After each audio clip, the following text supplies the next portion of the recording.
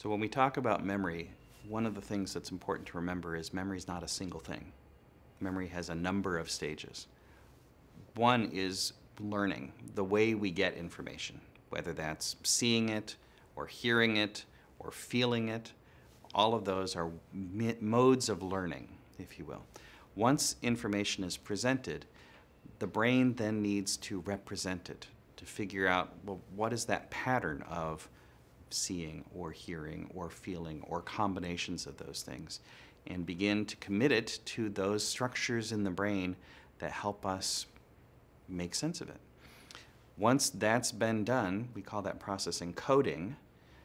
That pattern becomes, to use the language of the neuroscientist, consolidated, meaning it goes from simply being represented and encoded, a picture, if you will, in the brain of what it is, to something that becomes there long term. That network is available to be activated again at some point in the future.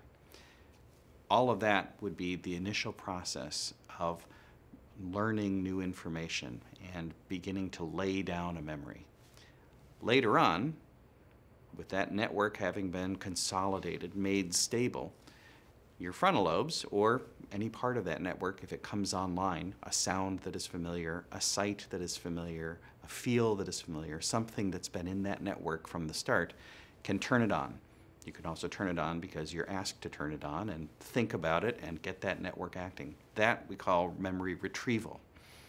So learning, encoding, consolidation, retrieval, all different parts of the memory process.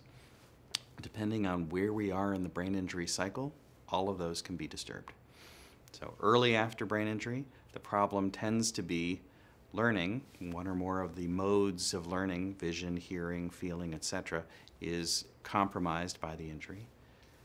Or encoding and consolidation. If you can't pay attention, you're not going to encode. If you're so confused that you can't actually hold on to information long enough, you're not going to consolidate it. And late after injury, those two processes, encoding and consolidation, may still be impaired, but the real trick is then getting it when you need it, retrieving it. So laying down new information and then getting it out when you need it become the chronic problems for people with injuries.